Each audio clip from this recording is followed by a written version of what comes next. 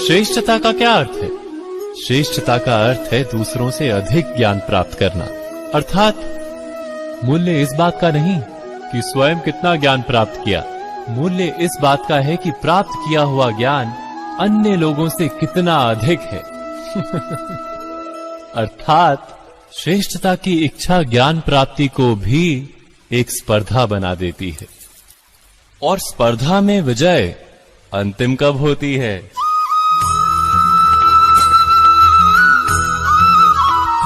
कुछ समय के लिए तो श्रेष्ठ बना जा सकता है, किंतु सदा के लिए कोई श्रेष्ठ नहीं रह पाता। फिर वही असंतोष, पीड़ा और संघर्ष जन्म लेता है। किंतु श्रेष्ठ बनने के बदले यदि उत्तम बनने का प्रयत्न करें तो क्या होगा? उत्तम का अर्थ है कि जितना प्राप्त करने योग्य है वो सब प्राप्त करना, किसी से अधिक पाने की इच्छा से नहीं, मात्र आत्मा की तृप्ति हेतु कुछ प्राप्त करना। उत्तम के मार्ग पर किसी अन्य से स्पर्धा नहीं होती, स्वयं अपने आप से स्पर्धा होती है। अर्थात उत्तम बनने का प्रयत्न करने वाले को देर अबेर सारा ज्ञान प्राप्त हो जाता है, बिना प्रयत्न के ही वो श्रेष्ठ बन जाता है। किंतु जो श्रेष्ठ बनने का प्रयत्न करता है वो श्रेष्ठ बने या ना बने, उत्तम कभी नहीं बन पाता।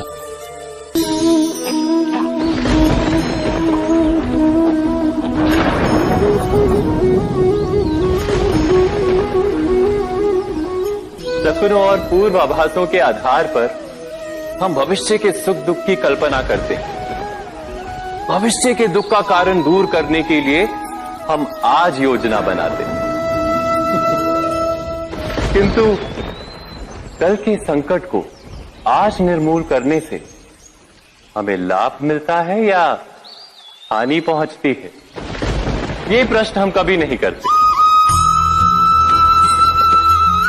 सत्य तो ये है कि संकट और उसका निवारण साथ जनते हैं, व्यक्ति के लिए भी और सृष्टि के लिए भी।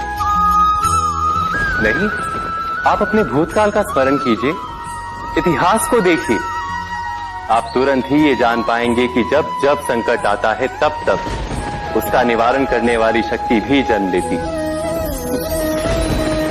यही तो जगत का चलन है। वस्तुतः संकट ही शक्ति के जन्म का कारण है। प्रत्येक व्यक्ति जब संकट से निकलता है तो एक पद आगे बढ़ा होता है, अधिक चमकता है, आत्मविश्वास से अधिक भरा होता है, न केवल अपने लिए अपितु विश्व के लिए भी। क्या ये सत्य नहीं? वास्तव में संकट का जन्म है एक अवसर का जन्म, अपने आप को बदलने का अवसर, अपने विचारों को ऊंचाई पर करने का अवसर, अपनी आत्मा को बलवान और ज्ञान मंडित बनाने का अवसर। जो ये कर पाता है उसे कोई संकट नहीं होता, किंतु जो ये नहीं कर पाता वो तो स्वयं एक संकट है विश्व के लिए। विचार कीजिए।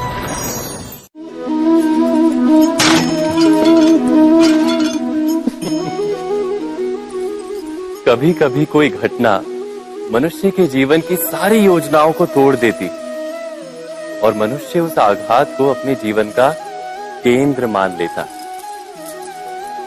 पर क्या भविष्य मनुष्य की योजनाओं के आधार पर निर्मित होते हैं? नहीं। जिस प्रकार किसी ऊंचे पर्वत पर सर्वप्रथम चढ़ने वाला उस पर्वत की तलाई में बैठकर जो योजना बनाता है, क्या वही योजना उसे उस पर्वत की चोटी तक पहुंचाती है?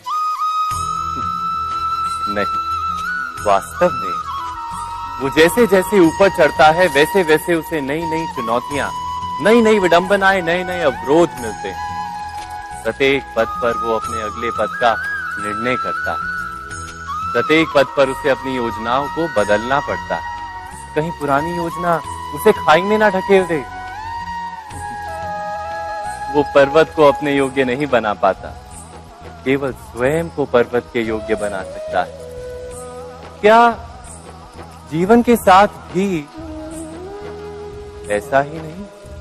जब मनुष्य जीवन में किसी एक चुनौती को, एक अवरोध को अपने जीवन का केंद्र मान लेता है, अपने जीवन की गति को ही रोक देता है, तो वो अपने जीवन में सफल नहीं बन पाता और ना ही सुख और शांति प्राप्त कर पाता। अर्थात जीवन को अपने योग्य बनाने के बदले स्वयं अपने को जीवन के योग्य बनाना ही सफलता और सुख का एकमात्र मार्ग नहीं। स्वयं विचार कीजिए।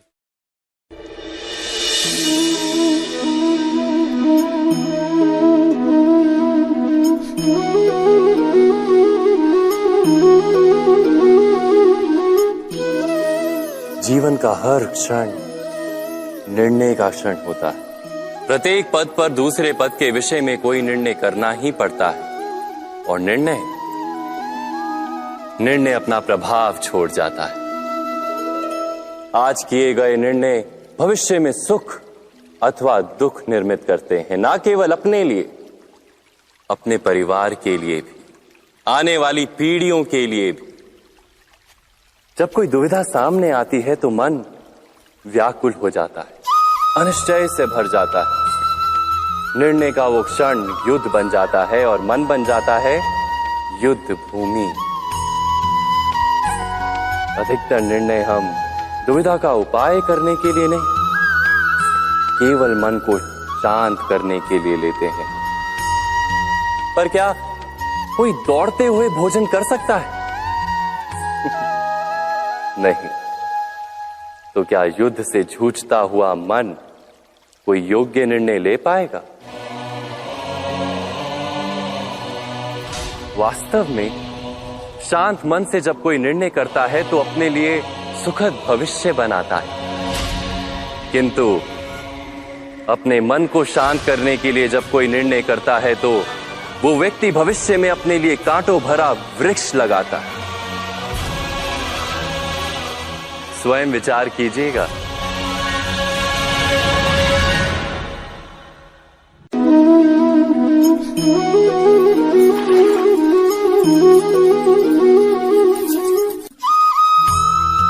जीवन में आने वाले संघर्षों के लिए जब मनुष्य स्वयं को योग्य नहीं मानता, जब उसे अपने ही बल पर विश्वास नहीं रहता, तब वो सद्गुणों को त्याग कर दुर्गुणों को अपनाता है।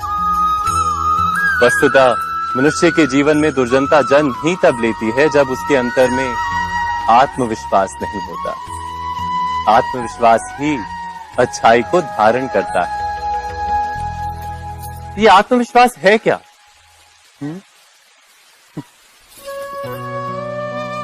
जब मनुष्य ये मानता है कि जीवन का संघर्ष उसे दुर्बल बनाता है, तो उसे अपने ऊपर विश्वास नहीं रहता।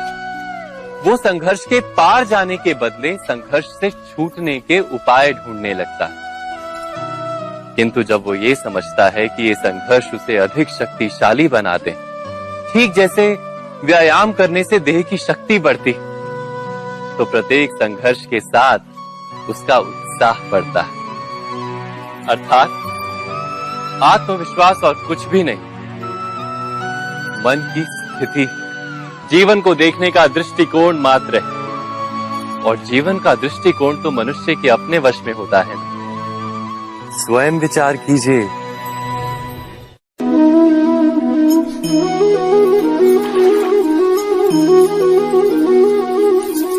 पिता सदा ही अपने संतान के सुख की कामना करते हैं, उनके भविष्य की चिंता करते रहते हैं। इसी कारणवश सदा ही अपने संतानों के भविष्य का मार्ग स्वयं निश्चित करने का प्रयत्न करते रहते हैं। जिस मार्ग पर पिता स्वयं चला है, जिस मार्ग के कंकर पत्थर को स्वयं देखा है, मार्ग की छाया, मार्ग की धूप को स्वयं जाना है, उसी मार्ग पर उसका पुत्र भी चले, यही इच्छा रहती है हर पिता की। निस्संदेह उत्तम भावना है ये। किंतु 3 प्रश्नों के ऊपर विचार करना हम भूल ही जाते हैं। कौन से प्रश्न? प्रथम प्रश्न, क्या समय के साथ प्रत्येक मार्ग बदल नहीं जाते? क्या समय सदा ही नई चुनौतियों को लेकर नहीं आता? तो फिर बीते हुए समय के अनुभव नई पीढ़ी को किस प्रकार लाभ दे सकते हैं? दूसरा प्रश्न, क्या प्रत्येक संतान अपने माता पिता की छवि होता है? हाँ, संतानों को संस्कार तो अवश्य माता पिता देते हैं, किंतु भीतर की क्षमता तो ईश्वर देते हैं। तो जिस मार्ग पर पिता को सफलता मिली है, विश्वास है कि उसी मार्ग पर उसकी संतानों को भी सफलता और सुख प्राप्त होगा। तीसरा प्रश्न, क्या जीवन के संघर्ष और चुनौतियां लाभकारी नहीं होती? क्या प्रत्येक नया प्रश्न एक नए उत्तर का द्वार नहीं खोलता? तो फिर संतानों को नए नए प्रश्नों, संघर्षों और चुनौतियों से दूर रखना, ये उनके लिए लाभ करना कहलाएगा या हानि पहुंचाना? असमंजस में होंगे ना कि मैं क्या कर रहा हूं, क्या लिख रहा हूं, देखना चाहेंगे? अब आप सोच रहे होंगे कि मैं माटी पे माटी क्यों लिख रहा हूं। इसके पीछे एक बड़ा कारण है, किंतु वो बताने से पूर्व तनिक मुझे पानी पे पानी तो लिखने दीजिए।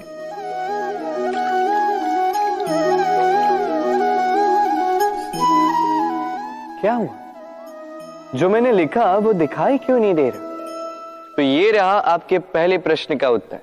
माटी पर माटी लिखना कितना सरल है, उतना ही कठिन है पानी पर पानी लिखना।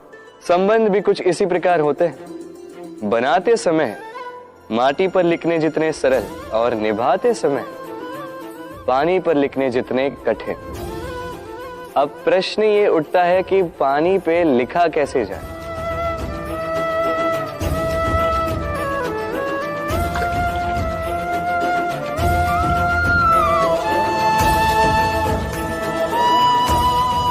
इस प्रकार ये पाषाण जल की सतह से होते हुए जल में समा गए।